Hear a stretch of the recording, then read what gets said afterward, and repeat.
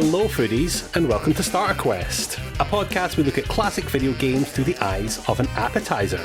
Episode number 9, we'll be taking a bite out of Kirby Superstar.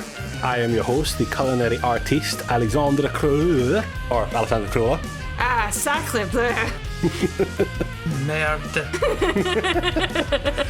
Alongside my tasty side dish and the star of this podcast, Jen Hughes. I suggested the chili jam to my egg fried rice, but you weren't going to jump. Yeah, because that's two things that shouldn't be together. For this episode, I also would like to introduce a guest host to keep me right while cooking in Kirby's kitchen, the unconfirmed King of Dreamland, King Mark O'Hare. Hello there. How's it going? Not too bad, not too bad. How's it feel being on your very first podcast? Feels really weird being this side of the mic, if I'm going to be honest. Yes. I'm more used to hearing this from my ears and hating every second of it. It's Mark that makes us sound like coherent, functioning human beings. Yes, Mark has been editing this podcast since episode 2, The Secret of Monkey Island. It's no understating how good the audio effects have been since you started helping out, especially in ones like the Street Fighter 2 vs Mortal Kombat episode. You help that audio sound so much more fun to listen to. So why don't you take a minute just to introduce yourself to the listeners? So my background in games is a little bit varied. I kind of played them because it was the in thing to do as a kid. I had a NES like everybody else I knew, but I was never really good at games. I was quite easily frustrated. Mm-hmm. But it wasn't until like the PlayStation 1 that came out really solidified my interest. What games were you playing in the PS1? Mostly anything cinematic. It's actually always been my kind of thing. I've been a big fan of cinema since I was a kid. So games like Final Fantasy, Resident Evil, Legs of Kain, Soul Reaver, which is one of my genuine favourite games ever made. Yeah, that's definitely going to hold on this podcast at some point. Yeah, absolutely. It needs to. It is an absolute surrealist trip mixed in with vampire mythology. Absolutely worth your time. That sounds like my thing. So I really had to have a PlayStation when it first came out. As soon as I heard about all these kind of style of games around, I saved up my allowance for the better part of like a year, just a little bit over, and eventually got one. It wasn't until I was older when the PlayStation came out that I got the bug in a really big way. I absolutely love the cinematic storytelling that most of these games utilised. You know, to borrow a thought from Resident Evil 2, gaming at that time was rather two-sided coin. You either succeeded and saved the princess, or beat the bad guys, or fucking made a sandwich if you're playing Cooking Mama, or on the other side, you failed and had to start again, completely from scratch. I think somebody during the PlayStation era flipped that coin so many times that it landed on its edge. That whole explosion of something new came and completely changed it. And it's no longer a two-sided coin. It's more like a dodecahedron these days. Hang on, what's that again? 12-sided. Oh, right, okay. But yeah, I still play from time to time, mostly into more open world-based stories. When The Witcher first came out, it had all the little droplets of what was going to become amazing with games, like, you know, games like GTA or Ghost of Tsushima, Sekiro. I could go on for ages. And this is the original Witcher. The original one. The second one was outstanding for that. Don't get me wrong, the third one is the one people go absolutely crazy about. But when I tell people that The Witcher 2 had 20 some odd endings, and that there's a decision early in the game that you can make where you will not see half the game, half the events, or meet half of the people unless you pick a particular option. I don't know, it really made it for me, you know? I get you. You've always been really big in your story games. I remember it was you that recommended me Fahrenheit, Indigo Prophecy. Yeah, don't get me wrong, the game is batshit insane, but it's interesting from the start to the finish. Is that the Heavy Rain guy? Yes. Yes, it is. Was that the one he did before or after Heavy Rain? Before. First game being Onward and the Nomad Soul, which I fucking loved, but only based on its concept. The game was fucking nightmare to play. It did have David Bowie in it, didn't it? Yeah, they had this entire gig that you could go and view, that was recorded by David Bowie. It was off of one of his albums that some of the songs are repurposed and such. But it's not like MD's going to make it to the end of that game because it's just fucking terrible to play, but he also is the end boss. Spoilers for those who haven't watched the playthrough yet. It's an old game and it's not a good game. So, we've all gathered today to talk about Kirby Superstar. One of the reasons why I wanted to bring Mark on for this podcast is because I know this is one of your favourite games. Off the bat, Jen, do you know what type of game Kirby Superstar is? It's a platformer? Yes, we've came across these twice now in the podcast before. Yes.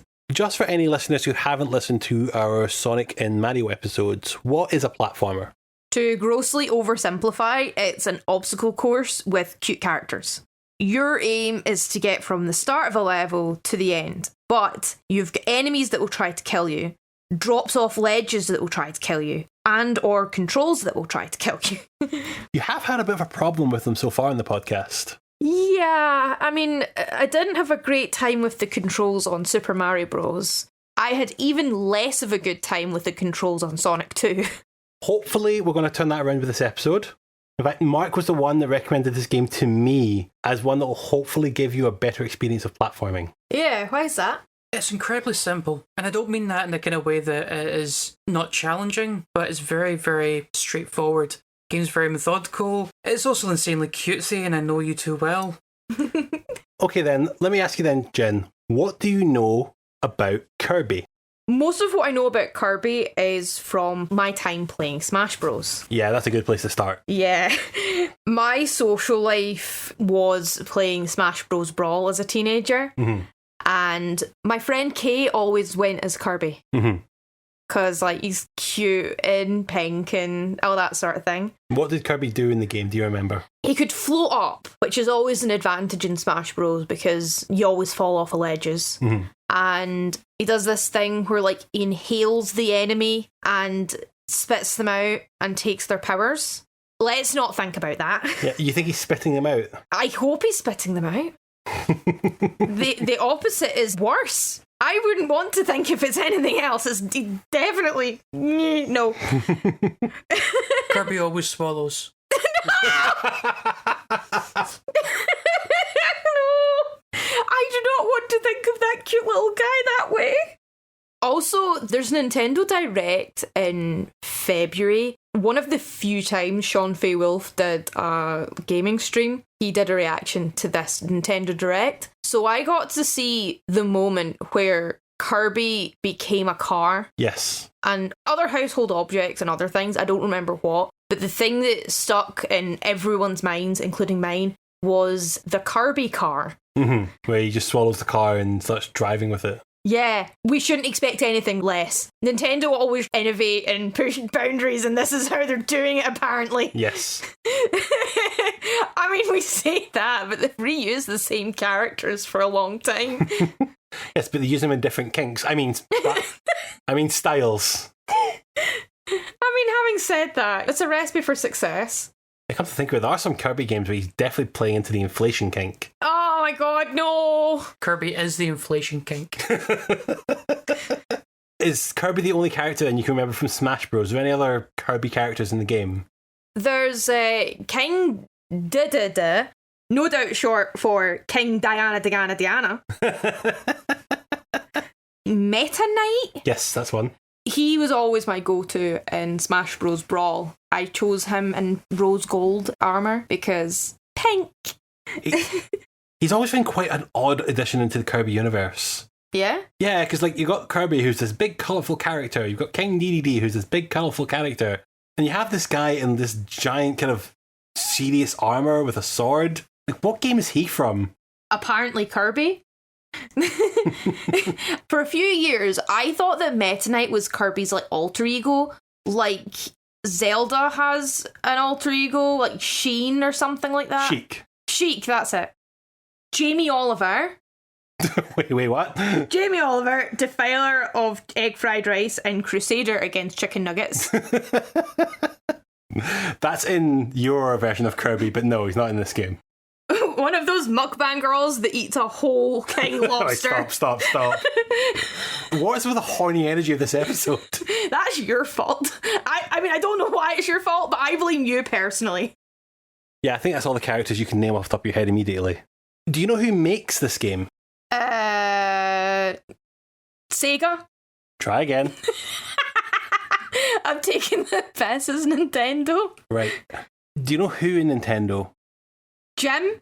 No. Always Jim with you. Oh, I thought it might have been the same people who made Earthbound. No, it's not him. He does make a game that we have definitely talked about in this podcast before, though we've not done an episode on it. Right, okay. The Heavy Rain guy. Never let that guy anywhere near Kirby. Yeah. He'll probably turn it into an existential nightmare. Yes. As far as I know, it might already be an existential nightmare. Yeah. Consume all until none left but Kirby. Isn't that just the human way? Yeah. Why reminded the story of the dodos that they got kind of all got eaten out of existence? The King Dodos. And a buffalo. We didn't eat all the buffaloes, did we? I think we did. Shit. I know I shouldn't eat so many buffalo wings. So what do you expect from this game then, Jen? It'll be a platformer, as I said. Mm-hmm. I imagine it'll be similar to Mario, but instead of jumping the enemy to death, you become a blobby vacuum cleaner or something. Or like a gluttonous slug, which, I mean, yeah, I can totally relate. I was on Sean's live stream when the Kirby Car Nintendo Direct came up, and I asked him, oh, is Kirby a family-friendly game?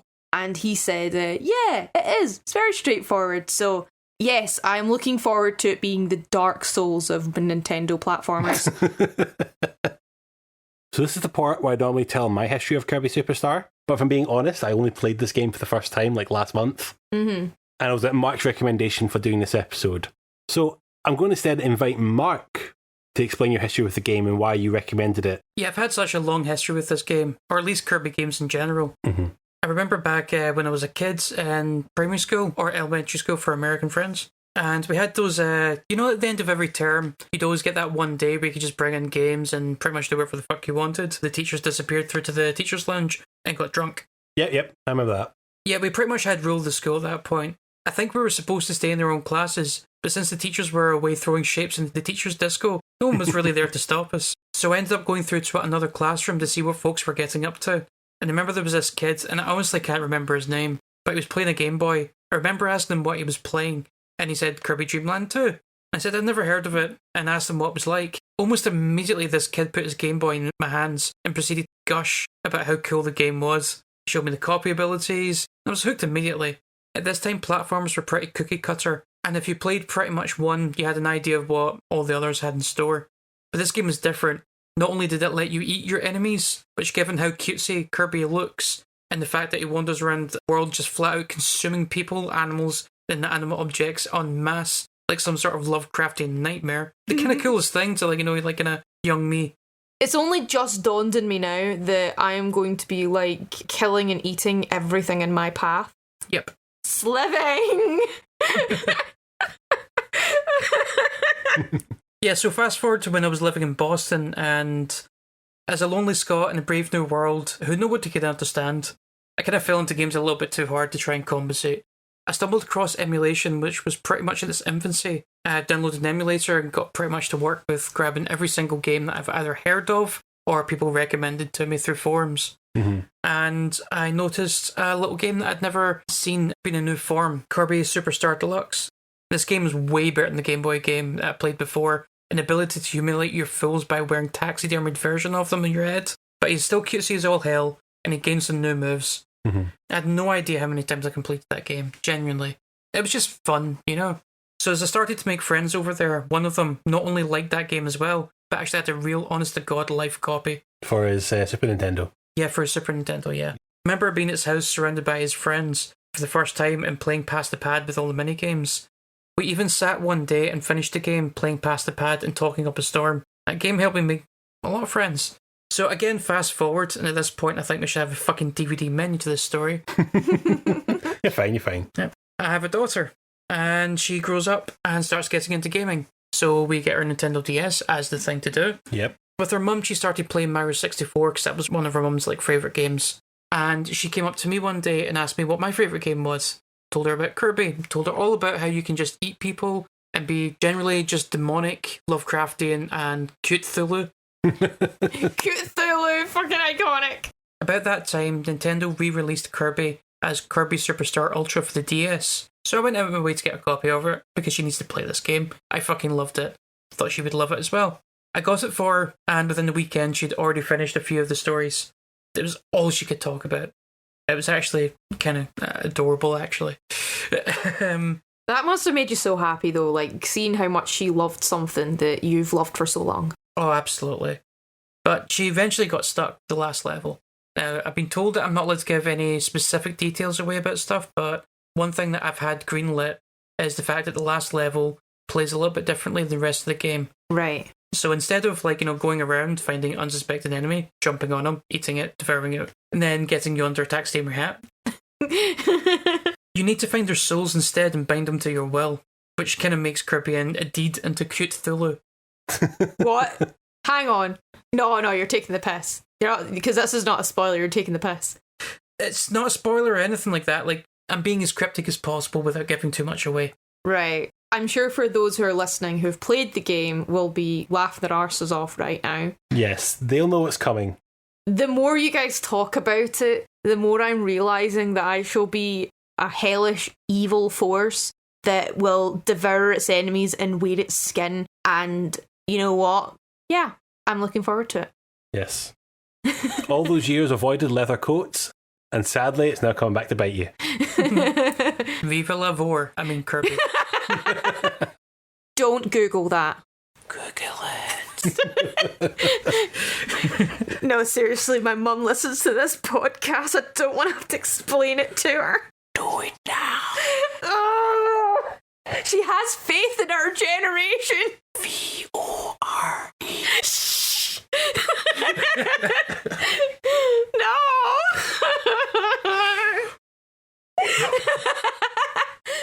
So, as Mark said in the story, we are playing this game on the Super Nintendo Online through the Switch. Yay. Which means we're breaking out that controller we used with Earthbound. Yay. I love that controller. Yeah, this is where we find out how bad the lag is. If it's really bad, we might just play it in handheld mode. Possibly. Right, so I'm just going to move into the rules of gameplay. Only got 2 rules this time. Mm-hmm. Rule 1. This game is broken up into 8 games. This is actually a compilation game of all the Game Boy games, I'm pretty sure. It's a soft reboot of the original Game Boy games and NES games. Mm-hmm. It's not quite exact remake, but it's in capturing the feeling of it. Yeah, so there's quite a lot of modes to this game.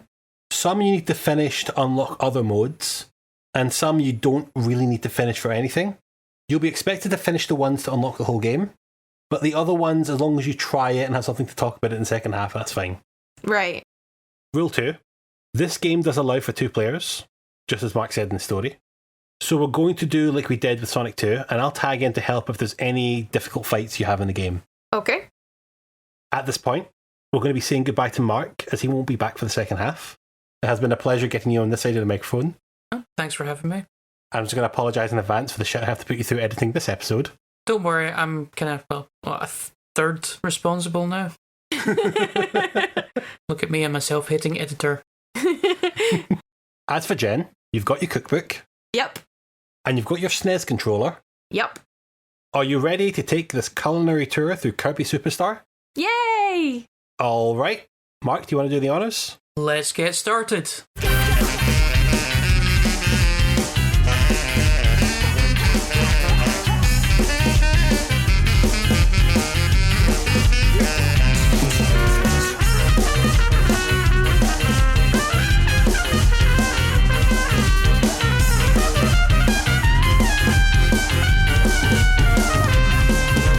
Welcome back. We got through this game in 4 weeks. Decent turnaround for us. Yeah, I mean, that's about our average. I'm starting to expect we won't get any faster than that. Yeah, I think so. What are your immediate thoughts on the game? Yeah, it was cute, fun, and Kirby is both deeply adorable and deeply horrifying. Yes, he is. Yeah. I started to understand what Mark was implying in our first half about him being cute Thulu. Yes. Absolutely. To truly pronounce his name would drive a man mad. In regards to our previous platforms, how did you find playing this one? Playing this one was really straightforward, actually. Listen to our other platformer episodes and you will see that I don't do well with them. Not normally, no. But this one was pretty good. There are times where I'd kind of fumble about the controls, but that's a Gen problem, not a game problem. What made this game easier to play? I don't think there was as much, momentum. I found Kirby, when he was running, a bit heavier. You had a lot more control as to how light or how heavy you wanted him to be, for lack of a better term. Yeah, it really only comes in 2 modes, either walking or running speed. Or balloon. Or balloon, yeah. When he's floating up, which happens quite a lot and is a really good feature. He, inhales a whole bunch, like a balloon, and floats up. Yes. It is his way of getting through a level. It is infinite, so you don't really have to worry about falling hazards as much in this game. Which, thank God. You still have bottomless pits and unexpected drops, but they were nowhere near as frustrating as other platformers I've played. Yeah, there isn't as much speed to this game as there was on our previous platformers. Yeah, Sonic was way too fast, which, wow, first person to complain that Sonic is too fast. You're far from the first. Am I far from the first? I feel like I'm going against the grain here. And Mario was very slidey and slippery. But Kirby, yeah, just right. Kirby himself does not have any powers, really. He can, like, blow a cloud of gas at you and that's about it. It doesn't really do very much. Where Kirby gets his powers is from consuming the flesh of his enemies. Yes. You don't, like, eat them like a zombie. You basically act as a vacuum cleaner and suck them up, which sounds really dirty, but... Ugh. You suck them up. Yeah, you do. And then you hold your breath for a bit, and you can either spit them out as a star to attack an enemy, or you can take their power. So you're saying you get to spit or swallow? You get to spit or swallow. Well done, Sandro. Well done. When you swallow them, you get their powers. Yes. For example, one of my first friends / conscripts. Yeah, yes. Was a little guy called Burnin' Leo. Burnin' Leo is a little bit like Kirby, but has, like, cool fire hair. Yeah, it looks kind of like a headdress. Yes, it does, doesn't it? He looks like a combination of Guy Fieri and post-Brainforce Alex Jones. Not Aled Jones, for those in the UK. Alex Jones. Aled Jones is the Ice Powers guy. The snowman. Get it? I could have made an Elsa joke, but I didn't. You should be proud of me, listeners, for not making an Elsa joke. I'll let it go. Yeah, I walked right into that one. Yeah. Well done, Jen. So I think what you did a lot in this game is you would have your helper with his abilities helping out. You would then absorb another enemy, so you had some powers to work with yourself. Yeah. And then just tag team the game with your helper and you just causing mayhem. Pretty much, yeah.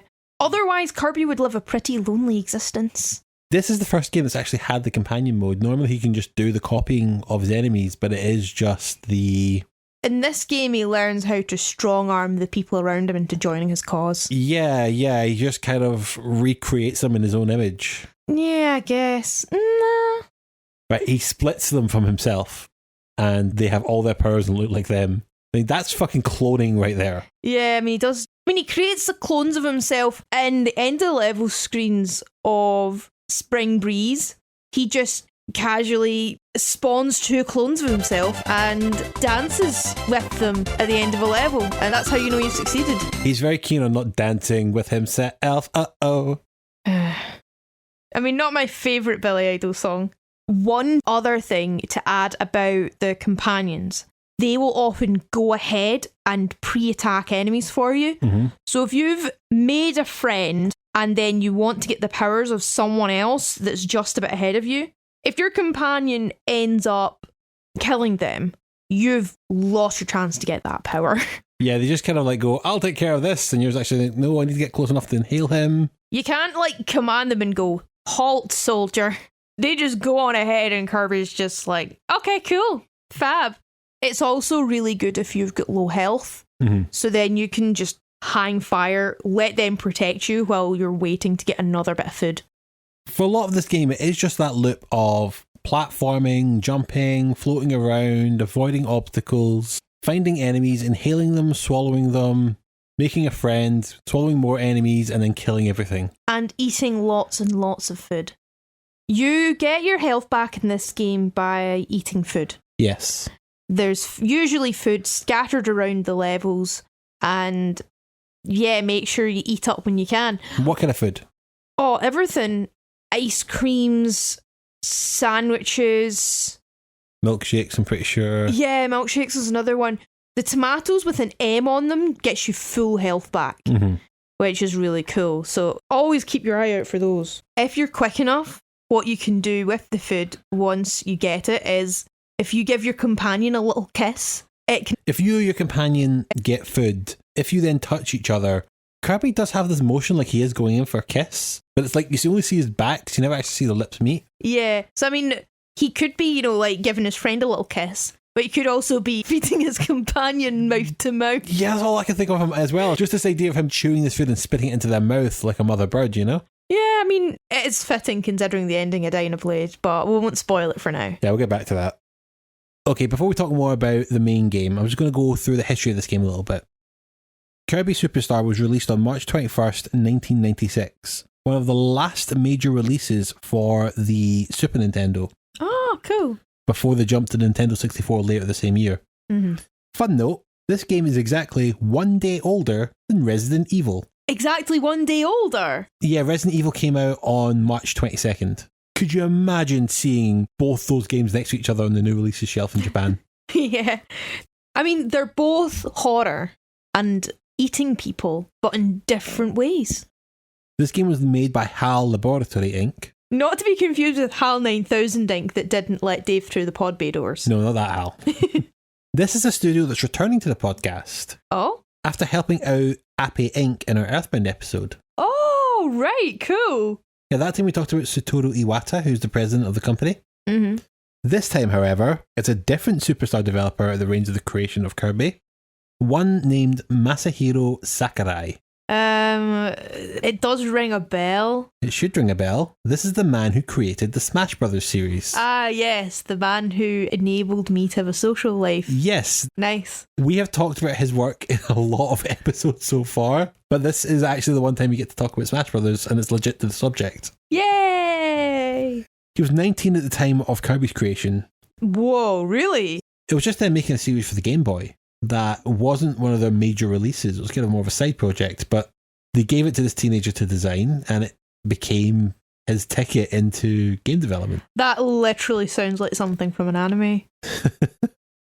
He's since gone on to be the man behind the development of the entire Smash Brothers series. His involvement with both games is why Smash Brothers has long considered Kirby to be the second character of the series. Of Smash Bros? Yeah, after Mario, of course. Yeah, that makes sense, though. If you remember in Ultimate, in the World of Light mode, all characters got captured by the big bad in the adventure. And Kirby rescues them all. Yes, and Kirby's the only one that doesn't get captured. He's the special one that goes on to unlock Mario in your tutorial. That's why Kirby is the one who unlocks all the others in the World of Light mode and Ultimate. Ah, yeah, that makes sense. I mean, I thought it was because he's just a pretty good character to play in a Smash Bros. No, it's just the creator playing favourites. Can you blame them?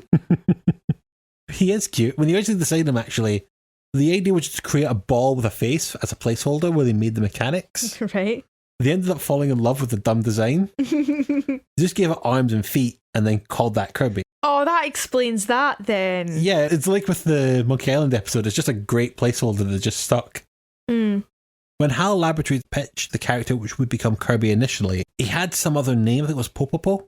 Miyamoto recommended naming the character Kirby after a very particular American lawyer named John Kirby. Was that his pal by any chance? He is a friend of Nintendo, to be sure.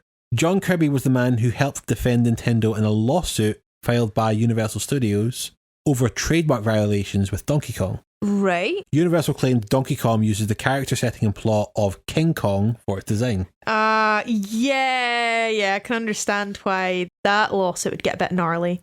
John Kirby was the one who helped defend the case in court in America, not only citing the precedents that Universal Studios themselves in a similar lawsuit against RKO Studios, proving Kong was in the public domain, but also citing the difference in tone in the characters. King Kong is monstrous, powerful, scary. Donkey Kong is comical, silly, and is not portrayed in that same serious tone. Wasn't the original Donkey Kong, like, huge? Not like the average gorilla size he is now? Yeah, he was much bigger back then. Yeah. I'm wondering whether that lawsuit and John Kirby had a hand in that, because, yeah, I want to distinguish it from King Kong, original source material. How do you do that? Give him a tie. Oh, that's why he's got a tie. Maybe. I'm not saying that's what it was, but that's exactly what they're doing. I mean, I wouldn't be surprised if they modelled the tie after John Kirby's tie. Help us, John Kirby. You're our only hope. Well, Nintendo have thanked him enough already. Because when they won the case, they awarded John Kirby a sailboat named the Donkey Kong. They gave him a boat? Yeah. As well as a boatload of money? I assume so, yes. Miyamoto suggested naming this character after John Kirby because he liked the juxtaposition of this fun, soft character being named with such a harsh-sounding name. See, that's so interesting because I would not have assumed that of the name Kirby at all. I didn't even know Kirby was a surname. There is the very famous comic book designer Jack Kirby. Right. Who had a hand in creating a lot of the Marvel Universe. I mean, I wouldn't be surprised if, those hair things, Kirby grips, are named after John Kirby as well. Kirby Superstar is the fourth game in the Kirby mainline franchise. Okay. After Kirby Dream Land on the Game Boy, Kirby Adventure on the NES, and Kirby Dream Land 2 also on the Game Boy. Cool. With Kirby Superstar, Sakurai says in an interview with the official Nintendo website that the game was designed with 3 pillars in mind. One was 2-player cooperative gameplay. The second was including action similar to a fighting game. And the third was an omnibus format. Oh, right. The co-op gameplay we talked about in our mechanics, that was the first pillar. He wanted this to be cooperative, something you could play together at the same time and have fun with a friend. Yeah, very good first pillar. That was an idea from Miyamoto himself. And I think it was just another great example of how to make this game not only more accessible, but also just more enjoyable for people to play together. I mean, part of Sonic 2's appeal was the little brother mode. Absolutely, yeah. The second pillar was all about trying to get more mileage out of the copy abilities. Yeah. With the same single power, if you hit the Y button, you'll do one thing.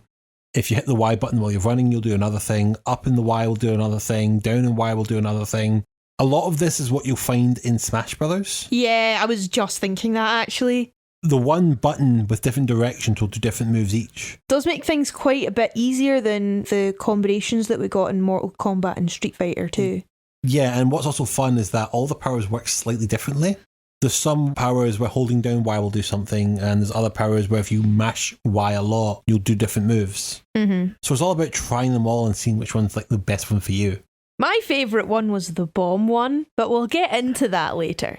So for that third pillar with the omnibus format, this is from an era where people moaned about game length quite often. Yeah. So instead of making one very big long game, Sakurai had this idea of let's just take the game, break it up into more manageable chunks, in this case 8 of them. So a player can get a feeling of completion a lot quicker, but also there's more to do in the game. Yeah, that makes sense. There's some of the games within Kirby Superstar that are pretty short. There's some that are just Mario Party sized mini games, and the longest games are the last 2 if you discount Great Cave Adventure. It does work. I mean, I remember how good you felt on our very first day that you finished the first game. I was really pleasantly surprised, actually. A platformer that I found straightforward.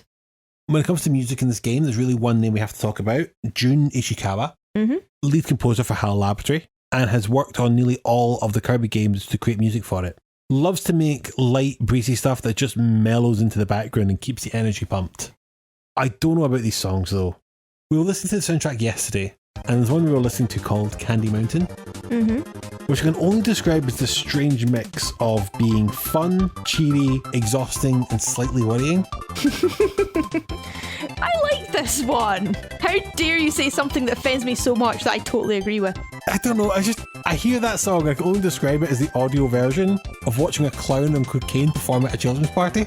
It's like, he's not doing anything wrong. He's being quite appropriate with the kids. Not doing anything wrong, Sandro. He's being appropriate with the kids. He's done drugs in the job, Sandro. He is just very energetic. The kids are having a wonderful time, and he is being exciting, but the energy is concerning. Sandro, I hate to squash this metaphor down, but let's say, hypothetically, that we have children. Right. Yes. Yeah, okay. And we have a clown for our children's birthday party. Would you, Alessandro Carolla, be perfectly fine with the clown performing at our child's birthday party being on cocaine? Right. The kids are I tried to do a thing fishing Pino. I don't think I've succeeded. I couldn't resist. I heard the words hypothetically and then I could stop myself. Right, you're watching his performance and the kids are having a wonderful time and you're now catching is like, I think he's on cocaine. if the kids are having a wonderful time, I would feel trepidatious about doing that. I would keep an eye on him. I wouldn't let him out my fucking sight. But if he's not doing anything wrong, then why not? Sandro, facts don't care about your feelings.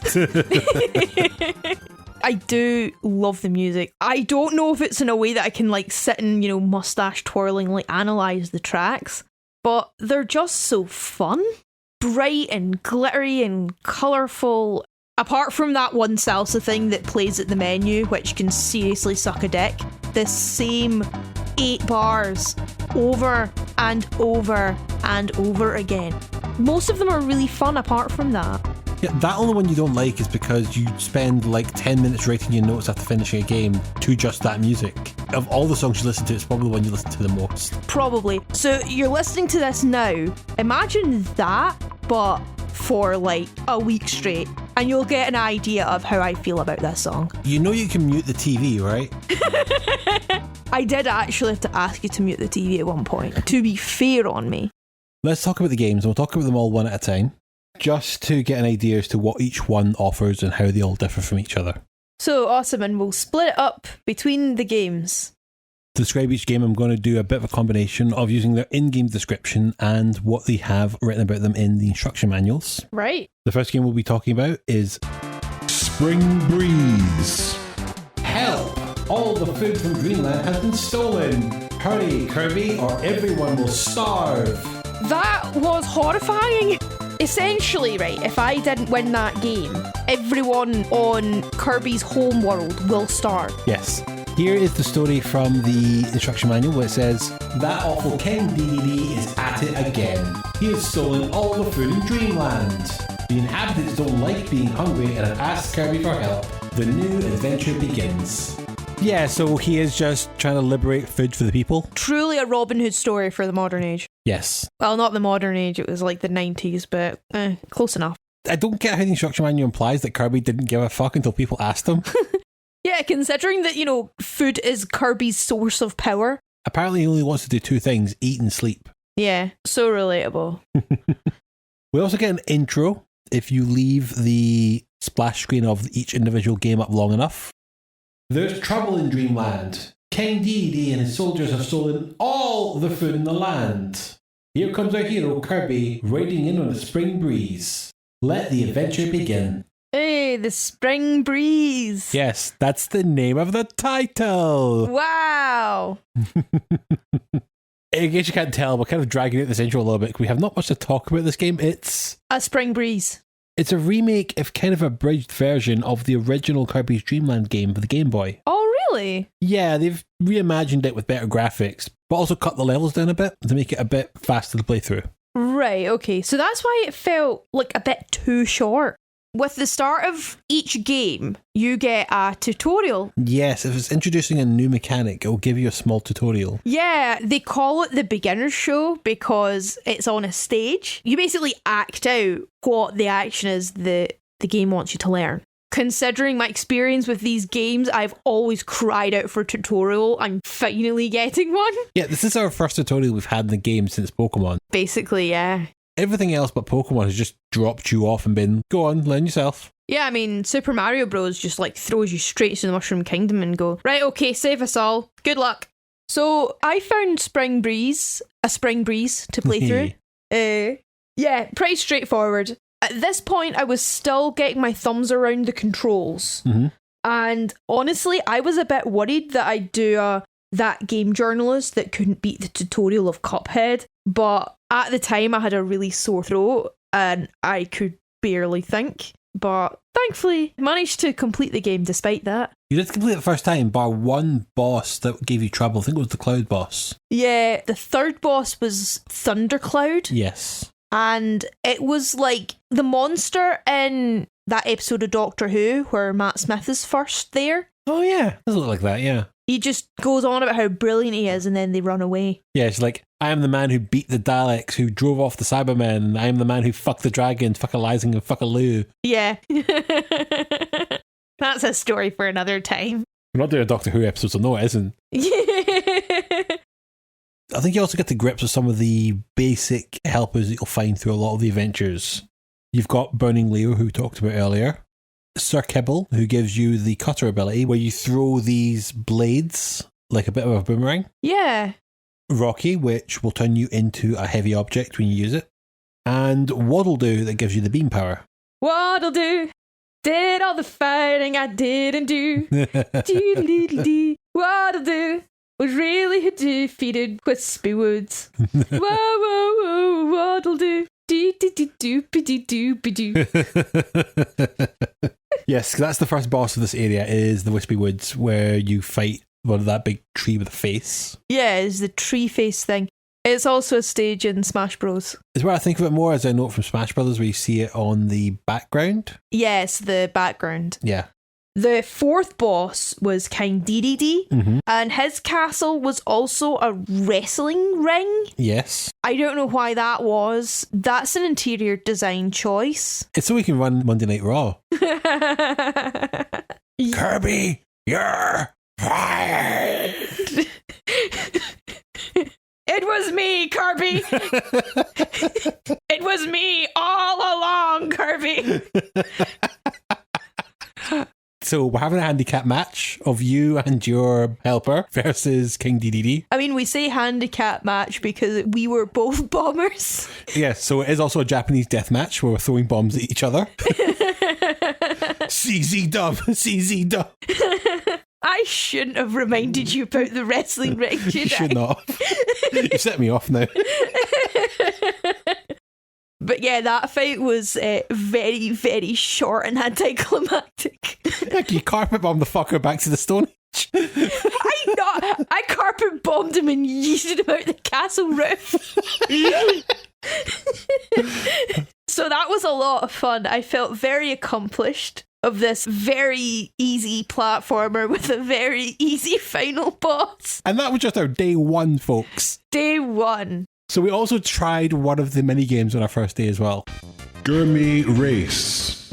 Race through Gourmet World to the finish, gobbling up all the tasty treats you can find.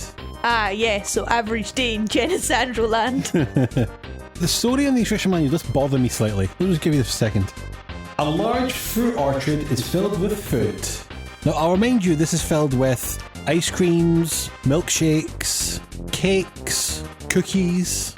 A fruit orchard filled with food.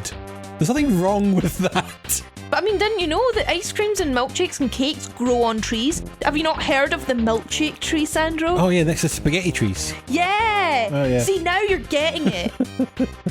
Kirby heard about the orchard and journeyed there, but King Dedede was waiting for him. Now all Kirby had to do is win the Gourmet Race. Piece of cake, right? No. No. No, it wasn't a piece of cake. It was hard. You've not only got to race King Dedede through platforming, you've also got to eat more food than him. Yes, because that's how you get your final score. It's basically a combination of how much food you ate and who finished the race first. It is like a virtual eating competition, which I was never going to win. All the odds were stacked against me, like those juicy pancakes in Gourmet Race. Thankfully, this is one of the mini games you don't actually have to win to move on with the others. Yeah, we could try it and then decide to never eat at that restaurant again. Yes. Yeah, so after you got beaten by King Dedede, we decided to move on to our third game. Dyna Blade. Dyna Blade is destroying all the crops. She must be stopped. Master different abilities and defeat her. See, women can steal all your food too. I already learned that from any time I've had chips around you. Oh, speaking of things that nick people's food, years and years ago, I shouldn't still hold a grudge against this seagull. I was at Air Beach. I was really hungry. I just got myself a hot dog. I hadn't even eaten it yet. A seagull dive bombed me. I dropped it.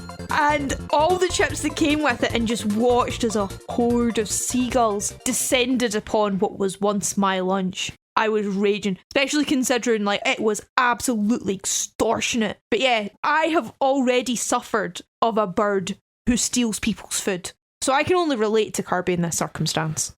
So again, Kirby only gets off his arse when someone threatens to steal all the food from the kingdom. Yeah. At first, when I saw the thing in the cutscene, It was one of those blink and you miss it type things. Yeah, 'cause it does have an opening cutscene as well, but all it is just Kirby sleeping, then something flies by. It like slices through the screen. Yeah. The flowers are sitting having a good time and Kirby's napping, and then shoo, Dyna Blade like shocks everyone, and then like a little feather falls down as the bird flies away. Yeah, it's just something flies by, startles everything. An apple falls on Kirby's head like he's Isaac Newton. Something cuts a mountain in the background. I didn't even see something cutting through the mountain in the background, actually. All I saw was like the shocked, traumatized eyes of the flowers as Dyna Blade flew by. So this was the introduction of Dyna Blade into the Kirby franchise. She goes on to be a reoccurring character in future games. Yeah, I mean, I saw virtually nothing of Dyna Blade, but I did like her significantly more than King DDD, so... Yeah, Dyna Blade does play a lot like the first game we played.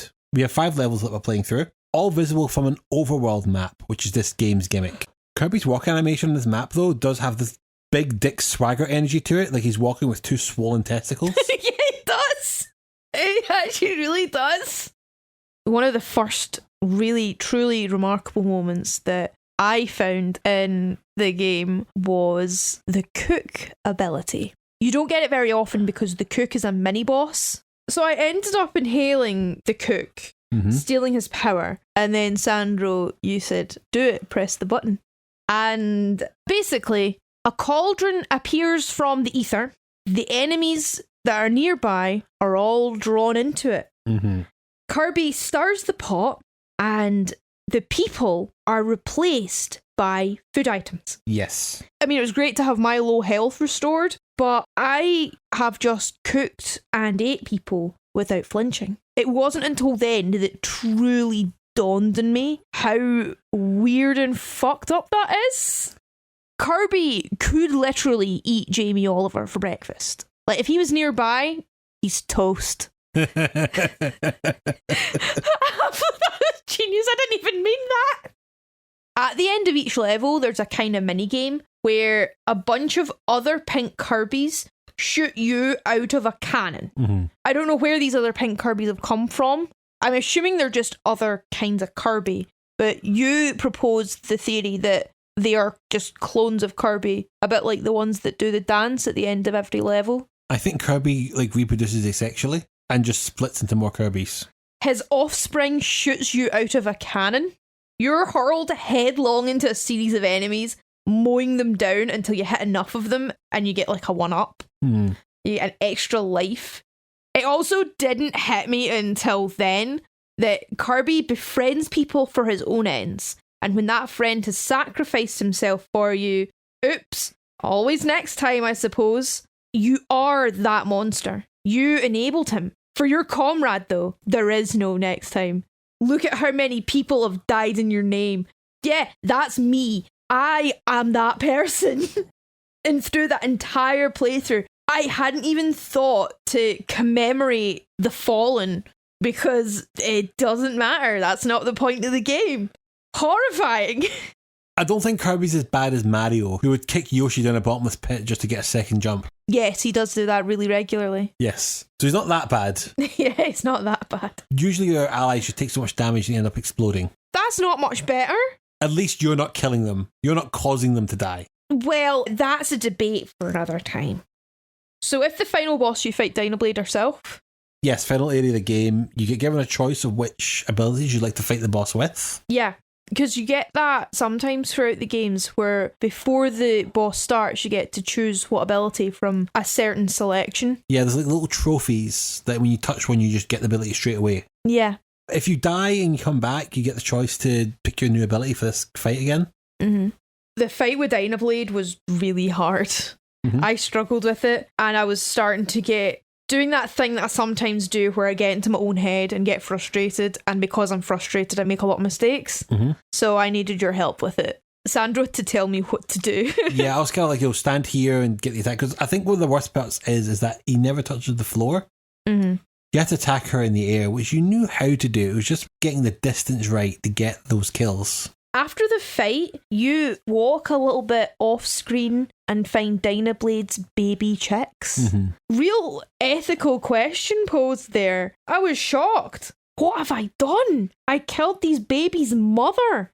Kirby's solution is he takes the chicks and moves them back to the apple tree from Wispy Woods. Oh. I gotta say, that is so fucking cold. He literally killed their mother, stole her babies, and now raised them as his own. So when I first played it, I didn't realise that there was the Dyna Blade stealing all the food aspect. At first I thought that this bird just woke him up and now he's gonna fuck its shit up. But actually, there were reasons to it. In my head, and I think for a lot of people, Kirby realised that he'd ended up killing a mother bird. And then to make amends, raised them and let them leave the nest. Okay, I do have to set the record straight. He doesn't actually kill Dyna Blade. But why did he raise the babies then? He didn't raise the babies. He just wanted to stop Dyna Blade stealing crops. So they moved the nest to the Wispy Woods so they could eat apples. That's not the ending I got from the game. It is kind of implied otherwise, but you have to remember Dyna Blade does help you in one of the later games. No, I don't know if that's true. I think it might have been one of the baby birds that grew up. That's what I thought. Dyna Blade is a recurring character. You didn't kill Dyna Blade. You didn't kill King DDD either. I mean, King DDD, he could probably survive that fall. Mm-hmm. In my head canon, I killed Dyna Blade, and then to make amends for the atrocity I committed, I raised the chicks. And why Dyna Blade came back to help me was her offspring returning the favour for me being a parental figure to them. You can go with that headcanon. You can go with that headcanon. Admittedly, I kind of prefer it. It's the one that makes most sense.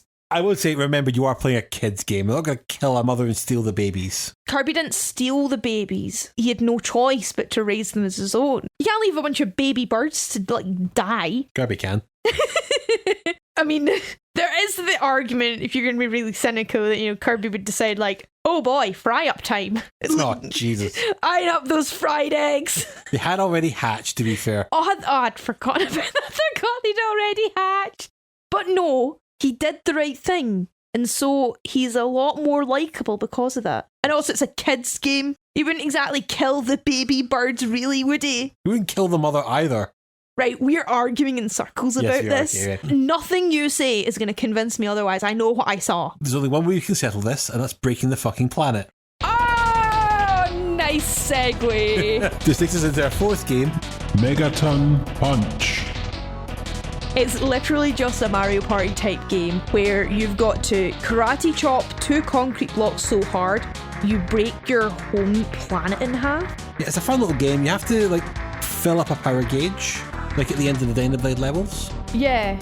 Then you have to land 2 crosshairs as they overlap, and finally hit the pendulum in the middle. Each one of those 3, depending on how well you did them, would determine how powerful your punch is. Yeah, Kirby's home planet is called Popstar.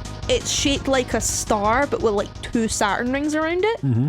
All I could think of this whole time was the flex tape meme. I sawed this planet in half!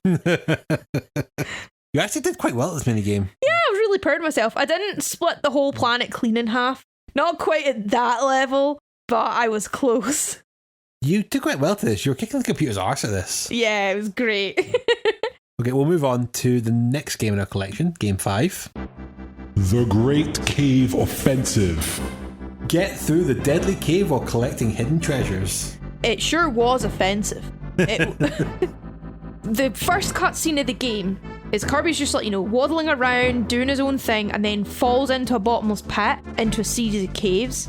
May I remind you, Kirby can float back up, but he's just oh look, a cave full of treasures. What can I steal? Yeah, he just kind of falls in, and instead of trying to get back out, he just turns around and goes, fuck it, let's loot the place. That's it. He's just looting a bunch of caves for stuff that isn't his. That's it. That's the game. Instruction manual for this one. While on a picnic, Kirby fell into a huge cave. Now, I'm already calling bullshit to this because he was already wearing his British colonial archaeologist hat, Oh yeah, the explorer ones that you get? Yeah, not so much Indiana Jones, but more, I'm going to come and steal all the wealth from your country kind of thing. Yeah, and no, I shall not be making reparations, thank you very much. Rumour has it that the cave is full of treasures. Can Kirby find all the treasures and make it out of the dangerous cave alive? We shall see. Doesn't everyone wear their colonial explorer's hat to a picnic that he just goes on by himself? I thought everyone did that. Yeah, so the point of this mode is to collect treasures. There are 60 to collect, though there is no minimum that we need to find to complete the game and move on. Yeah, There are no real levels either. It's just one endless series of caves. Like, there are doors that take you into other areas, but it's non-linear. You can go back and forward anytime you like. It's like the back rooms or something. Yeah, there's a bit of that, isn't there? Constant, never-ending liminal space of just cave platforming. Okay, it's not liminal space. They are designed to be like different areas. Yeah, but there are also different back rooms, Sandro. True. I don't know if anything you say will ever convince me that it's not horrible liminal spaces, considering that you also didn't like this game when you played it. No, it's very confusing layout. One of the worst problems of it is because it's non-linear, it's quite easy to get turned around. And because all the enemies respawn, you don't sometimes realise you're going backwards if you're not paying full attention. It's not like Doom where, you can keep track of where you've been by the dead bodies on the floor. Yeah, it doesn't have that. No. There's no, relief of, the levels delineating, little noise that say, hey, you've completed this level. Hey, you've been in this area. I can see the appeal in theory. Mm-hmm. There is something satisfying about seeing your loot in front of you. It was just this never-ending labyrinth. And the treasure you find feels kind of hollow. It is just one big, long, constipated Kirby level. Yeah, I did suspect going in that you were going to have a bad reaction to this game. Yeah. So to make this mode a lot less of a chore, I thought we could play this in 2-player mode. Yeah, in 2-player mode it was a lot better because at least I wasn't in those caves alone. Yes, I took over the companions and helped you get more fun out of this mode.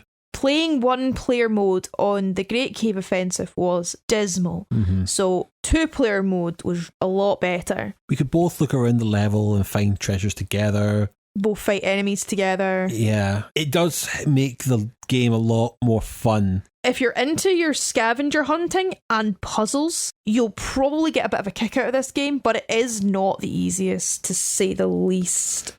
It's a shame because this mode is very reminiscent of a game we're going to be covering in 2023. Yeah, that'll be fun. Although that game does have the courtesy of giving you a map. Yeah, this game could have really benefited from a map.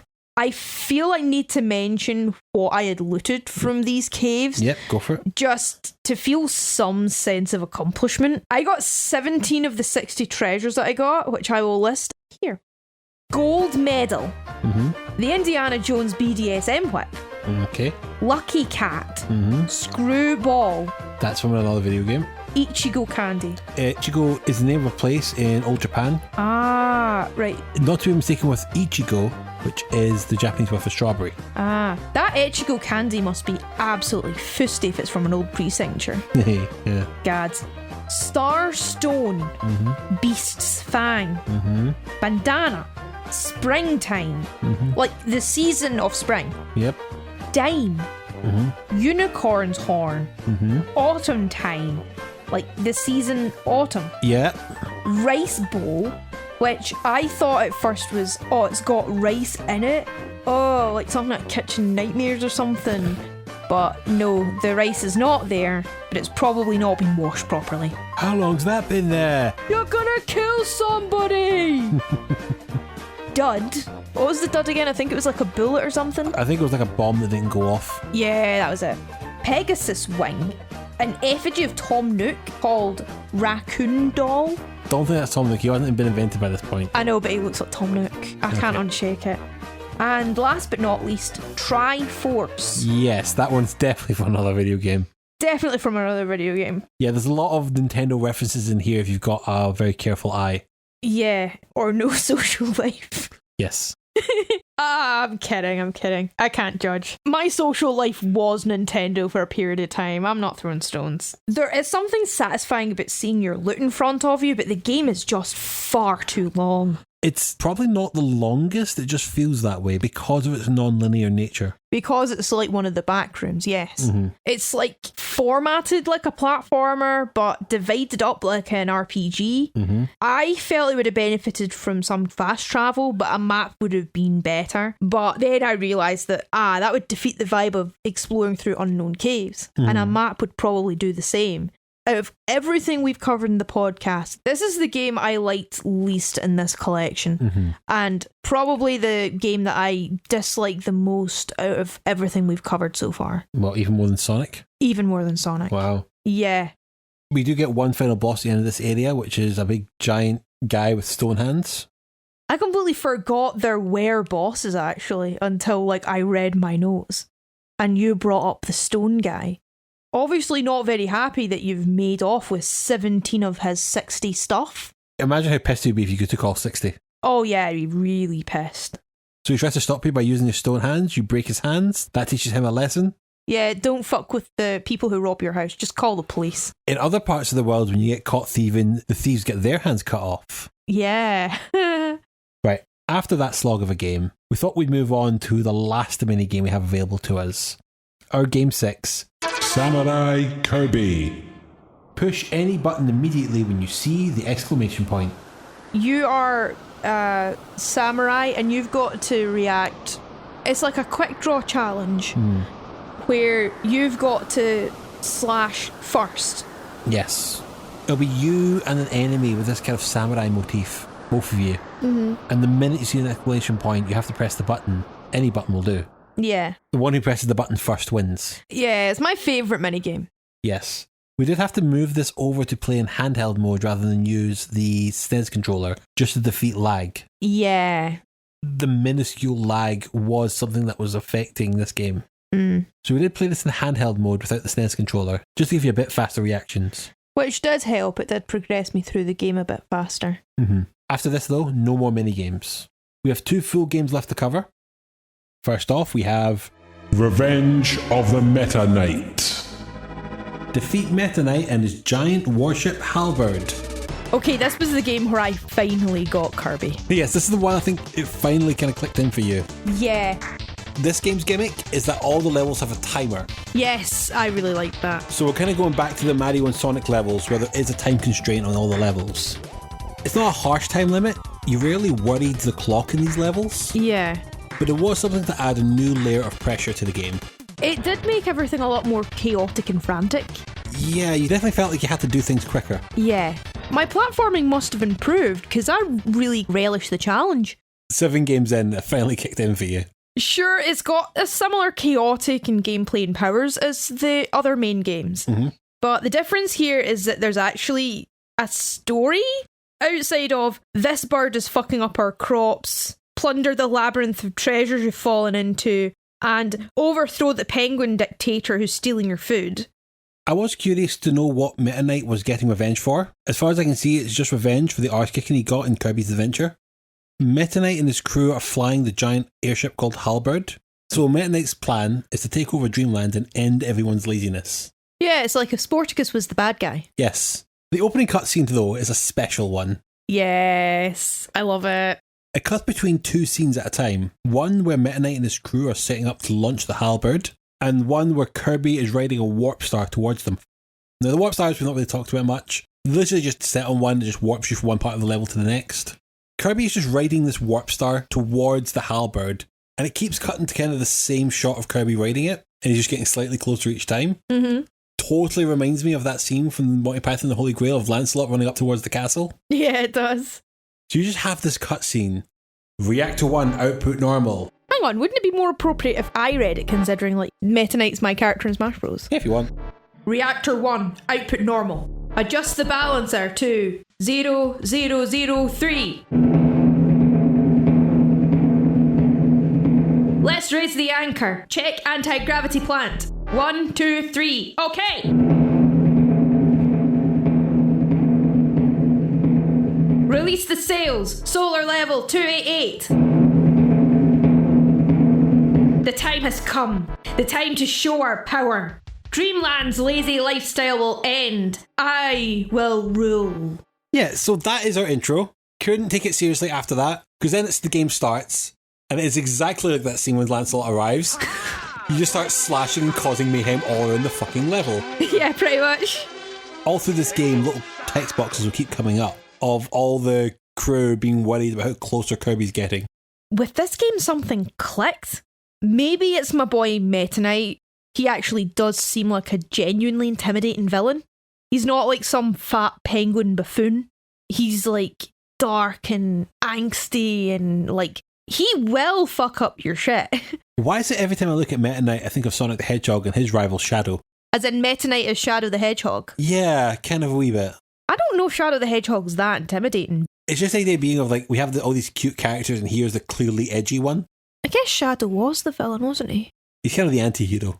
Meta Knight probably should be an anti-hero. Yes, you play him in some of the other games. Oh, really? So Meta Knight is an anti-hero, but he's a lot more intimidating than King Dedede, who's supposed to be the main villain. Yeah.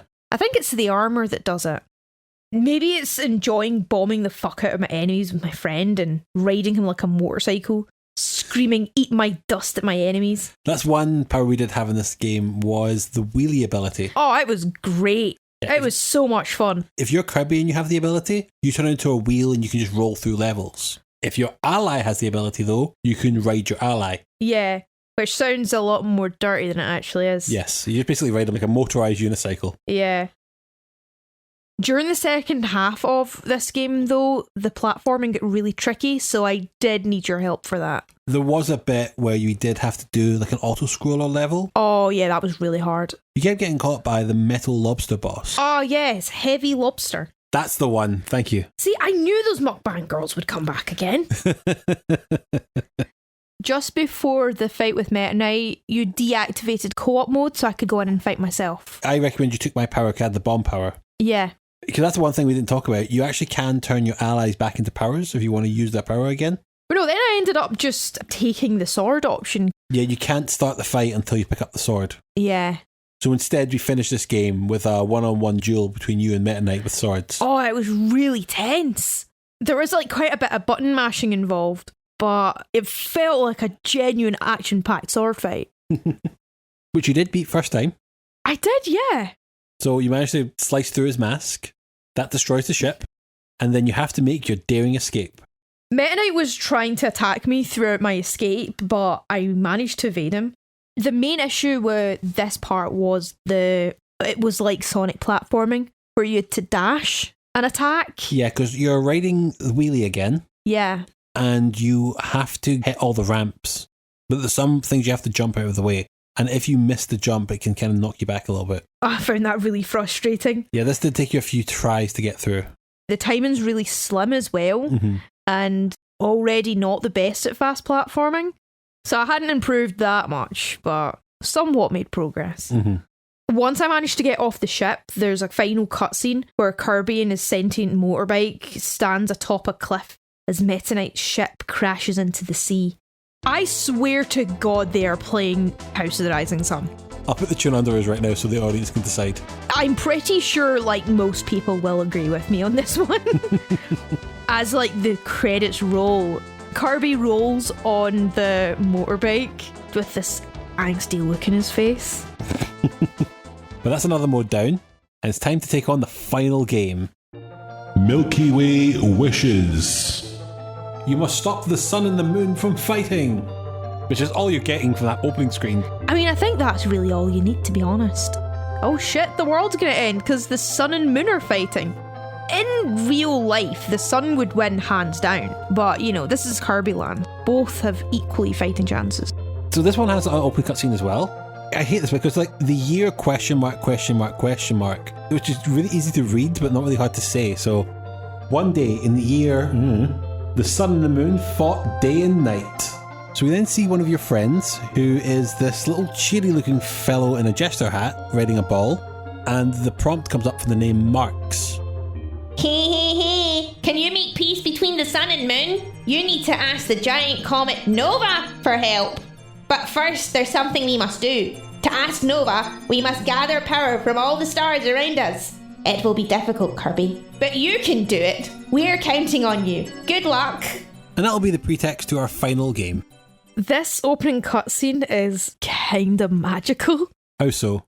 The music is really lovely, and there's just this shot of Kirby and his friends staring out as the sunset, and well, not this, it's an orange sky as if it's a sunset, but really it's the sun and moon fighting.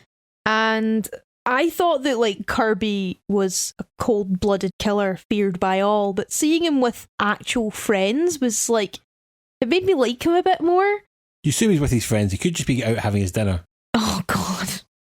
I mean, the idea of the sun and moon crashing together would, in reality, be really intimidating. But because it's nice, pretty pixel art, it's kind of like the impact is not quite as hard.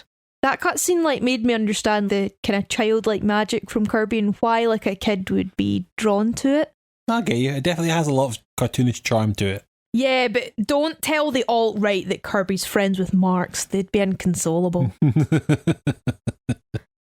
Now, Milky Way Wishes has probably the most unique gimmick of all the other games. You don't have to inhale the enemies to get powers. Yes, you can't copy your enemies in this game. But you do spend the game collecting up all the powers. Yes. Remember earlier when we talked about the ability trophies? Mm-hmm. In this game, the minute you touch an ability trophy, not only do you get the power, but you get to keep the power. Yeah, which is really, really handy. You collect an inventory of all the powers in the game. Mm-hmm.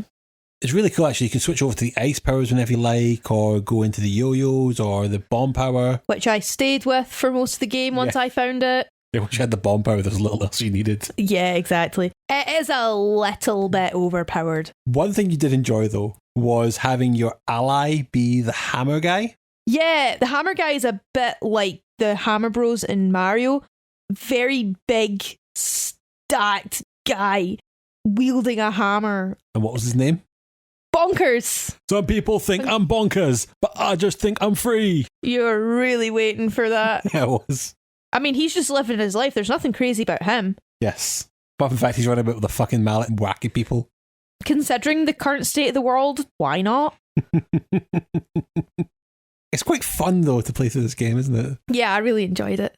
Mark did once tell me that the entirety of Kirby Superstar feels like a prelude to this one mode, because it is just the funnest mode in the whole game. Yeah. Milky Way Wishes is probably longer than the Great Cave Offensive, but the breaking up of the different worlds that you travel to does make it a lot easier to digest. It does. You've got no idea how much better breaking something into parts can be. We don't want to spoil too much about the gameplay and everything, but one level I do want to point out is a really difficult one on level 3, where it's like a lava world. It's absolutely horrendous. But to summarise it, it's like Flappy Birds, except you're a chicken cutlet trying to escape the barbecue. Oh my god, it was so frustrating. It was the most frustrating thing I've had so far with this game.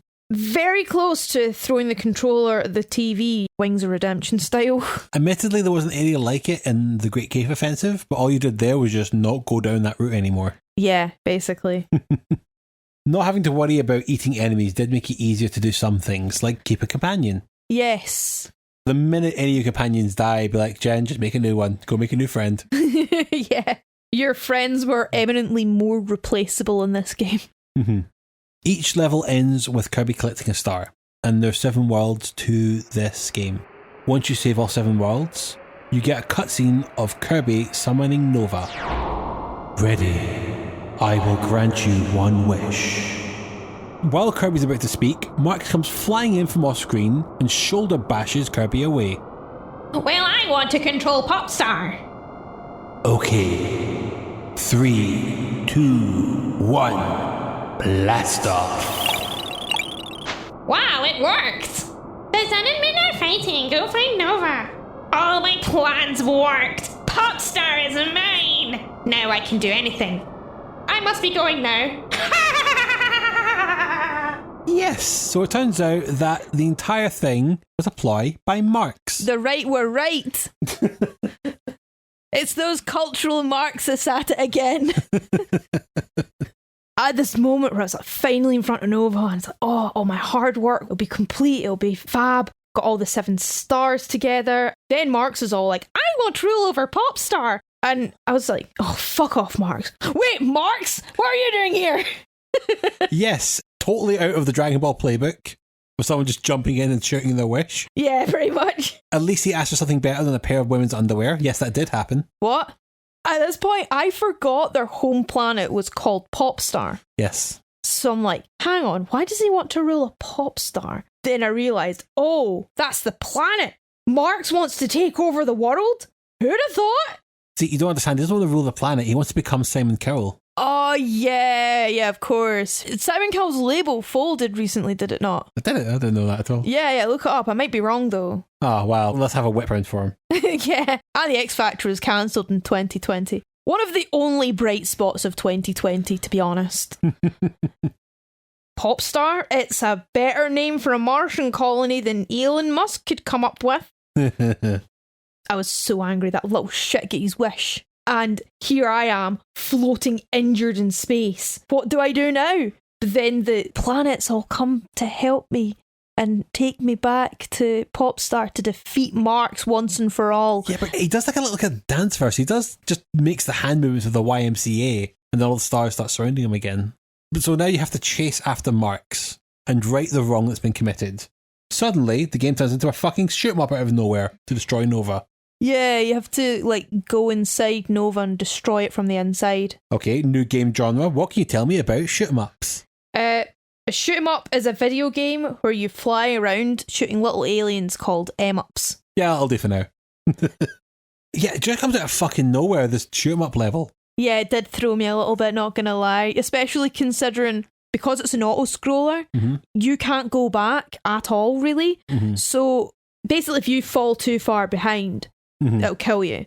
But it's so hard to steer clear of obstacles. You even slightly graze an enemy ship, you're goose. You lose a lot of health, yeah. You're as well just starting again. So many legs were broken in beating this area and the boss at the end. Yeah, just a room of rotating guns. Yes. But once you break them all, you then get your final fight against Marx. Yeah, Marx has turned from this, clown and cocaine beanie man into, this hellish bat creature. Sorry, just clown and cocaine just clicked in for me there, fucking hell. And I mean, I'm pretty sure that it's a representation of how the far right see anything vaguely socialist. So how do you beat Marxism? By hiring someone to do the work for you. Because you do have an ally for this one-on-one fight. It's a more two-on-one fight. And because you can create one at any time, you never run out of allies. How do you defeat Marxism? By dividing the workforce, of course. You can create allies at any time, so you just kept using your allies to help you with a fight. And also bombs. I bombed fuck out of the spectre of communism, which we're not trying that in reality. No, we would have tried that, but then Russia got the bomb as well. Yeah, and then it became very cold. Yeah. Once we beat Marx, he is... Don't get how he's depowered. We just assume that because he's beaten, he's been depowered. And that's the end of the game. You'll just go straight to credits. You send him back down to the planet, and you've saved Popstar. Kirby, triumphant, does what he always wanted to do and just get some sleep. Clearly the sun and the moon were keeping him up. Like your upstairs neighbour having too much of a party and you poking the ceiling with your broom. Shut the fuck up! Oh, we're on the night shift. So that is now all 8 games beaten in Kirby Superstar. Or is it? Surprise! His 9th game. The Arena. The final challenge. In his toughest battle yet, the Pink Wonder faces its strongest enemies. That does sound like a wrestling promo. It does, doesn't it? Yeah. AEW Tony, take notes. Yeah, this is just a boss rush. Yeah, I took one look at it after completing the whole of Milky Way Wishes, and I'm like, no thank you. No, it's nothing you to worry about. I did play it myself just to show you it. It was like 15 minutes it took you. Yeah, just to beat the whole game. Something just for people who wanting a bit more of their Kirby game. Yeah, I mean, if you like the boss fights, then go for it. You kind of go from fight to fight, but you've got a really limited number of health. Yes. That's to last you the whole game. Yes, you usually get new abilities and you can create new allies after every fight, but there's only about 5 M-tomatoes you can take. Yeah. So you've got to beat all the bosses and only take health when you're really low. While we're at the end, is there any other bosses you would like to highlight that you had a fun time fighting in this game? The RPG boss was pretty funny. Yeah, it's like these text bosses that come up. With the different boss characters as if it's like an RPG. Yeah, and the music goes 8-bit as well for this boss fight. Yeah, that was pretty fun. Any other ones that you'd liked or even disliked? There was the whale one. Ugh, I honestly didn't know how to beat that. Yeah, it's kind of like just bomb fuck out of it again. That's how they should have solved Moby Dick. Just bomb the shit out of that fucking whale. That's one thing I actually do have to admit. It was only when I was playing the arena, which was the very first time in the game, I had the controller to myself. Yeah. Did I finally remember that the L and R buttons block? Yeah, I didn't even know there was a block option. Yes, I completely forgot this game had a block option. I think it was in one of the tutorials, but we completely forgot about it. That does help in the whale boss. Yes, I think it would. So you wonder why we haven't talked about ability all game is because we didn't use that ability all game. Yeah. That is the end of the game. No more modes to Kirby. How do you feel at the end of this one? I thought I was going to not like this particularly because the first two games were like fine. The mini games were fine, but the Great Cave Offensive was bad. And I thought it was just gonna be meh because the Great Cave Offensive would take it down several pegs. So yeah, the first few games weren't really impressing you. They were fine. They were quite good, except for Great Cave Offensive, which can go die. But the last two really picked up for me. I'm glad that you came into this one. This game was really our last chance for platformers. Yeah. If you didn't take to this one, I probably would have dropped them for a while in this podcast. Yeah. I'm glad you had a good time with this. I really am glad you had a good time with this game. Yeah, me too. It was good. Okay, let's just go through this then. From 8th to 1st, what's your order of the games in this? So, last place, to no one's surprise, the Great Cave Offensive. Really? I would have thought you put the Gourmet Race in last place. No, Gourmet Race is 7th because Gourmet Race is short. True. You didn't have to play Gourmet Race, but you did have to play the Great Cave Offensive. Yeah, exactly. Megaton Punch is 6th. Mm-hmm. Fine minigame, but it basically was like a 2-minute thing and then you just forget about it. Mm-hmm. Joint 4th is Dyna Blade and Spring Breeze. Mm-hmm. They're on par with each other platformer-wise. I enjoyed them both about the same. I'd probably say that Dyna Blade at least gives you a bit more. 3rd place is Samurai Kirby. Mm-hmm. It was a lot of fun, but again, because they're mini games, you don't get that much out of it. You could spend ages trying to get the high score, but modern audiences, we don't give a shit about score. Mm-hmm. 2 is, I am really torn between the order of the best ones because they're both really good in different ways, but I'm going to have to put Milky Way Wishes 2nd. Mm-hmm. I love the aesthetics of it and I love the platforming, but there were some really cheap things that really threw me off. But Revenge of the Meta Knight is just great. There's some frustrating, tricky moments in there, but games are supposed to have tricky moments. True, yeah. I think that was kind of what let Spring Breeze down a bit, was that it was a Spring Breeze to play. If you're giving it to a very new gamer, it'll be a good place for them to start, but I'm not completely new to gaming, just by my background and stuff and my upbringing. So that's us done with Kirby Superstar. As you can probably guess, this game is considered a great success. Easily the best Kirby game on Super Nintendo, which did get another mainline entry with Kirby Dream Land 3.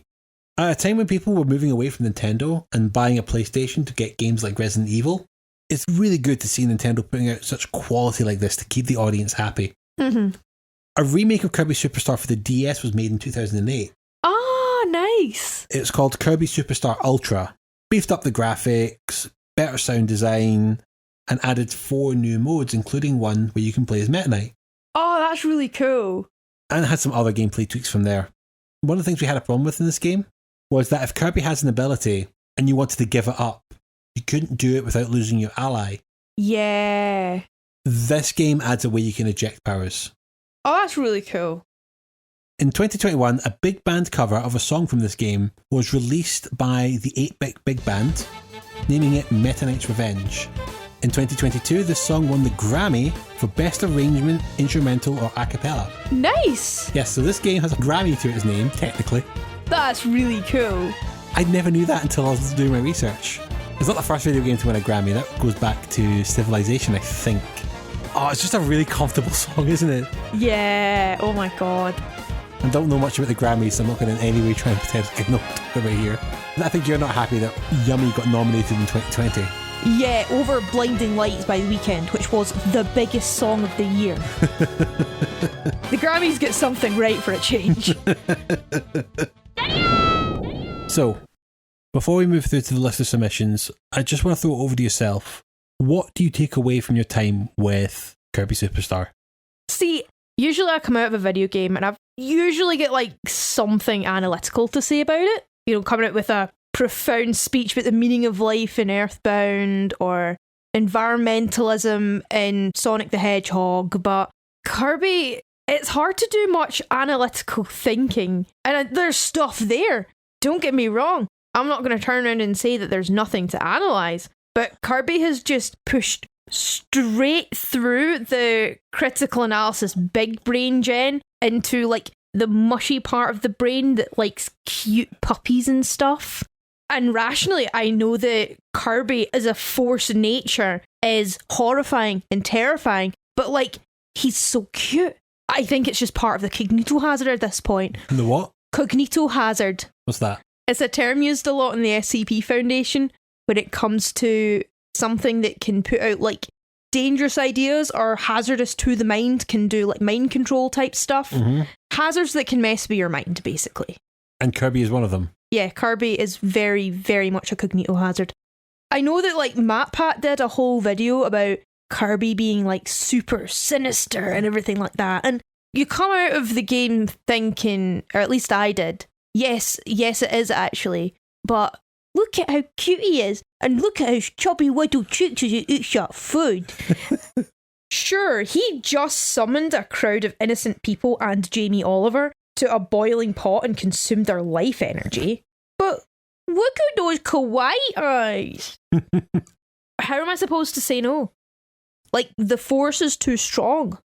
Me personally, I came away from this game slightly sure that if Elon Musk is going to offer the job of CEO of Twitter to anyone, it should probably be Kirby. I guess so. Very influential character. Very influential, very well liked. Doesn't have any leaning to right-wing politics, which is handy in this day and age. Depends who you ask, though. True. Doesn't have any leaning to left-wing politics either. Kirby is just apolitical. I mean, he's a Republican in the sense that he's anti-monarchist, as we can see with him defeating King Dedede. And he seems to be against big government. He doesn't like the government coming in here and taking our food. Kirby's also a freedom fighter. And considering, you know, there are certain groups of people who are really all for free speech and freedom, really tout that a lot. Kirby is your guy. He will subdue all of your enemies. I remember we were actually talking about this a wee while ago, and it's so true. Kirby is an embodiment of Microsoft's concept of embrace, enhance, extinguish. Yes. Right. You explain it to the listener. Okay. Microsoft in the old days had this old mantra with emergent technologies. You embrace it, you go, yes, this is a good technology, and we're going to support it. You enhance it. In fact, we're going to support it so much that we made our version of it that's going to work with their version so they can work together. That's what you do publicly. And then privately, as the third thing, you extinguish. You keep touting your enhanced version that the embraced version gets pushed further and further to the side. Perfect example of this is with Internet Explorer. Back in the old days with Netscape Navigator, they did it with rich text formats, did it with everything. If you think about Kirby, he finds a new enemy and embraces it. Yes, I like your powers, that I'm going to use the powers myself. He enhances it. In fact, I like your powers so much that I'm going to create a version of you that works on my side. And he extinguishes by then going with his new ally and killing everyone in the game. Yes. Don't get me wrong, he's not the perfect candidate. He clearly isn't an innovator. He's much more keen on stealing other people's ideas. But I mean, that's not new to the tech world, darling. Not really, no. Not particularly innovative, but very good at pulling together other people's hard work. A cognito hazard. Yeah, that's definitely true of people like Bill Gates. Politically ambiguous. Mm-hmm. We can project, but we don't really know his leanings. One thing that probably lets him down the most is I can't imagine Kirby typing with those stubby hands. He can get someone else to type. He can absorb someone who can type. Just absorbs a stenographer. Yeah, basically. Okay, Twitter, well, you know who you have to interview now. As much as, you know, we can argue that Kirby is a freedom fighter, liberating the land and its food sources from oppressive forces, he's also not unfamiliar with exploitation. Yes, he makes friends, but those friends just happen to be more than happy to sacrifice their lives for your ends. But at least it's agreed that you work together, and at least you're giving them a snog to keep them inspired. They're in it for the whole. They're in it for the whole. Yeah, exactly. They're getting their fun. But then again, like, you know, you can still like reel someone along with that. They're such a toxic person, but oh my god, the sex is so good. It's the kissing. Kirby clearly kisses like a face hugger. He just gets in there and it just feels so amazing. Lays his eggs right down your throat. Exactly, yeah. Oh god. To put it in the comparison, it's better than Mario, who would happily punch Yoshi at the back of the head to make a spit out of his tongue. Yeah, that's true. Better than Sonic, who would not give a shit as Tails gets killed. But I mean, then Kirby doesn't care when his friend gets killed either. He just replaces him with another. At what point does the original personality of that enemy, before Kirby's influence on him, end, and the new person that Kirby has created to replace you begins? There is something very strange in the Kirby process of I will eat you, assimilate you, and then clone you. Yeah. You describe it outside of the context of this really cute little chubby pink guy. H.P. Lovecraft would be sitting up and taking notes. Very racist notes from his xenophobic notebook. All like the weird Lovecraftian horror type thing is not original. Other people have said it before. It's been around for almost as long as I've been alive. So my takes will not be particularly original, but if we're looking at it from that angle, it's different to the horrifying aspects of like Doom and Resident Evil that we've covered in previous episodes, where all the horror is right on show. It makes no pretense as to what horrors actually lie in the game. Mm-hmm. Doom wants to be badass and scary and set in hell, and Resident Evil wants to have zombies and giant snakes jump out at you. But Kirby wants to do the opposite. He's unassuming, he's cute, he's charming, and it's that's his in. Over the games, Kirby did have to earn my respect. The cognito hazard didn't work instantly. It took me a while to warm to Kirby, actually, because, you know, that weird dissonance that I've made painfully clear. Though, to be fair, I think it should be said, that was the gameplay that took a while to warm to you. You did find Kirby cute from day one. Yeah, but I mean, there's finding him cute and liking him as a character. I've came away from these 8 games liking him as a character. Horrifying implications of what he is aside, yeah, he's my favourite character of a platformer that I've played so far. But yeah, I have done my obligatory English literature waffle. I'm quite pleased. I thought that my brain was mush, but I've managed to come up with something, and I am proud. I have done my job. And if Kirby does get the job as Twitter CEO, I do think we're due a recruitment fee. Can't be any worse than what we've got. Twitter might not even be here by the time we release this episode. Who knows? But we're still going to speculate. We've got a few write-ins to get through. First thing we have is from the Level Infinite Show at G Squad Podcast. I was actually born in 02, so I don't remember much about the game. But what's fascinating about it is the mechanics and the overall immersive nature of the game itself. Also for me, it's the classic appeal of the game itself. Quite a general text, but there's a lot to say that there is a lot of appeal in the design of this game. Yeah, I have found that. It's just colourful and cutesy, and I've said cute so many times in this episode. Feel free to start a drinking game. Yeah, go back and listen to our episode and drink this time. We could do with a listen count. But no, it's the idea being that you could really take any moment of this game, screenshot it, and you'll have a very beautiful visual. Yeah. There's something to look at in the background. There's funny expressions on the enemy's faces, on your face. And while at the same time, there isn't too much where the visuals fuck with your playing of the game. The only one thing I could think of is when we were doing that shoot 'em up section at the end of Milky Way Wishes. There was an image in the background that you thought was a hazard you have to dodge. I was like, no, I think that's a background image, and you then could go past it. But there's very few of those type of letdowns in its design. Mm-hmm. We also have one sent in by Mr. Trolldemort, who you can find on twitch.tv/Mr. Trolldemort. Kirby Superstar is such an interesting game. I remember playing the Kirby Superstar Ultra remake on the DS as a kid and was blown away by how tight the controls were and how it starts out easy and simple but getting more and more complex over time. Yeah. I only got into the original years later. In fact, I only played it on an emulator a few years back as a Let's Play on Twitch. Ah. It felt like watching a classic childhood movie, but watching the original cut on a cassette of something. Yeah, that VHS feel. Everything was amazing, yet something fell off what I remember. Like I was reliving history as it should have been and not as I remember. Despite it, I still think Kirby Superstars is one of my favourite games of all time, and it holds a special place in my heart of what video games can be and what it can bring.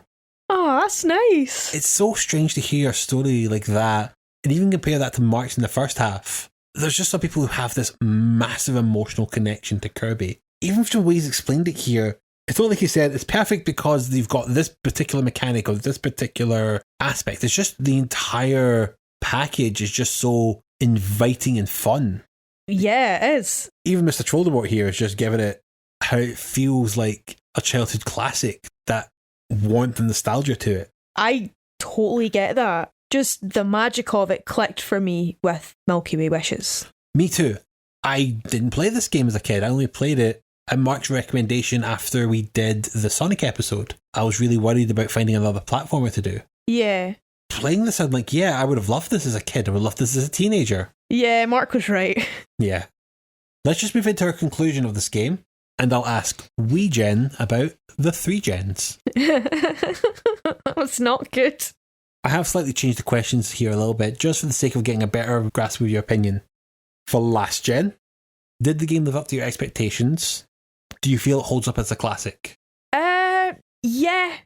I was expecting it to be quite accessible, and it was. I was expecting it to be very cute and colourful. It absolutely was. Mm-hmm. And does it hold up as a classic? Absolutely. I mean, that might be the Cognito Hazard speaking, but I very much think it does. I think I said after I'd finished Spring Breeze, oh, we probably should have done this one first. This one's a really good starter platformer. It would have been as cute as we did start with Mario, but it would have been a much better way for someone to get into gaming. Yeah. The Great Cave Offensive really isn't great. It does not hold up. See, that's the thing. That is considered one of the best modes in the game. What? That and Milky Way Wishes are considered the 2 best modes in the game. I very much disagree with that one, but I'm not going to say it is without merit.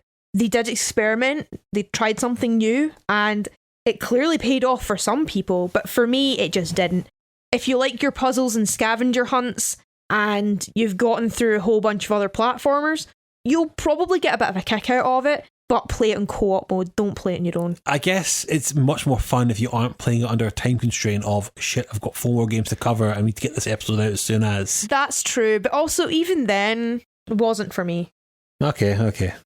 For current gen, what are your highlights of the game? And is there anything about the game which didn't work for you? I've said my piece about the Great Cave Offensive. That was the main things that didn't really work for me. The controls apart from that were pretty intuitive. It took me a while to find my thumbs around it, but that wasn't detrimental to my gameplay. I think I was just trying to learn the difference between the attack button and the make a friend button. Yeah, that was one thing that kind of threw me a little bit, was that. Highlights, probably the cutscene where you're just sitting watching the sky with your friends. And I know that's not a gameplay highlight. Gameplay highlight, definitely the sword fight with Meta Knight. That was a good way to finish that story. And really nice gameplay storytelling as well. The odds were very unfairly stacked against me through most of these games. So it was interesting to have us, like, you know, at a similar level. A one-on-one duel to end that game. I mean, it wasn't what ended that game. There was also the escaping from a motorbike to jump off of a flying warship. Really fucking badass when you think about it. Yeah, it is. It's a good ending. Oh, very good. Most of Revenge of Meta Knight was a gaming highlight for me. Sawing this planet in half, that was another fun moment. And the samurai game, that was good too. Whatever you do not play that game with Mark. You know how it gives you like how many seconds it took you to react? I shit you not, he got a 0-0 once when I was playing with him. How? I don't know. The man is incredible for this game. I can't explain it. He has divine powers. Clearly. And finally, for next gen, would you recommend this game to a newcomer? Are you interested in trying other games in the franchise? I'd absolutely recommend it to a newcomer. I think I've made that very, very clear. Mm-hmm. As for trying new games in the series, there's none that's really jumped out at me so far, but I'm sure if there is one, I'll want to play it. Not interested in playing the one where Kirby eats the car? That is tempting. I'll think about it. We'll see.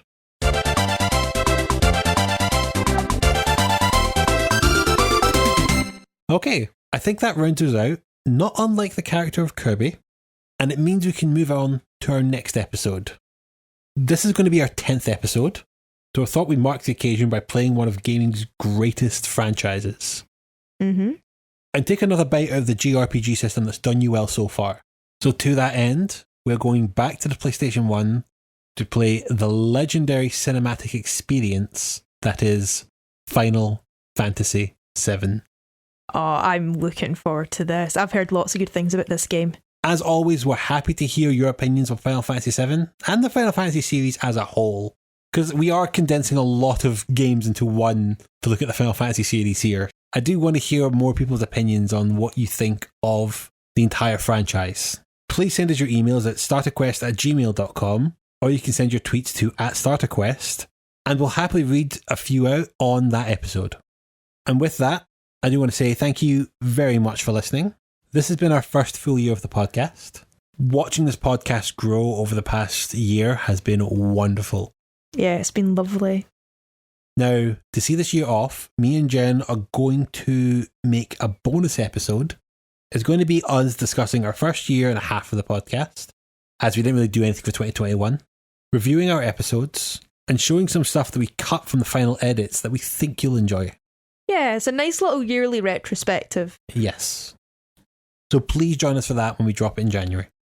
We'd also invite you to take your time to leave us a review on your podcast platform of choice. Anything that helps the algorithms be nicer to us. It's really good to have your feedback. I love hearing from all you guys. Yeah, you can leave comments on Podbean, Good Pods, wherever you can. We'll try and find it. We'd love to read it. If you have someone in your life that you think would love to learn more about video games, or just enjoy hearing how a noob approaches games they love, please recommend us to them so we can all share our love of this wonderful medium. Yeah. I'm also a writer. I have my writing website, jenhugheswriter.com. It has most of my published portfolio, including my poems and blog posts. My debut chapbook is also space themed, all about the stars in the solar system in relation to human emotions and grief and stuff. Very fitting for Milky Way Wishes. Got me through my time writing it. My chapbook, Keep On Spinning, you can buy on my website or through my publisher, Dreich Publishing. That's DREICH, Dreich Publishing. Yeah, nice little Scottish word. My social media is Jen Hughes Writing on Facebook, Jen Hughes Writing on Instagram, and Jen Hughes Writing on Mastodon. Yeah, we have joined Mastodon for the podcast at StarterQuest, but I've not worked out how to use it yet. A lot of people are in the same boat, to be honest. We've jumped ship to Mastodon, but don't know how to row the boat. If you are interested to hear my top 10 games of 2022, or to see what Jen's 5 favourite games of the podcast were, before we do our roundup episode, we were recently invited by Dylan of the Offshore Gamecast to write our lists for his website. Do check us out on offshoregamecast.com. Plenty of other good stuff to read while you're there. I'd also like to thank the Overclocked Plaid Muffins for this episode's theme song, Ska Buffet All You Can Eat, available at ocremix.org. Until next time, we'll be fighting through the streets of Midgar. It'll be a goodbye from me, Alessandro. And a goodbye from me, Jen. Quest completed!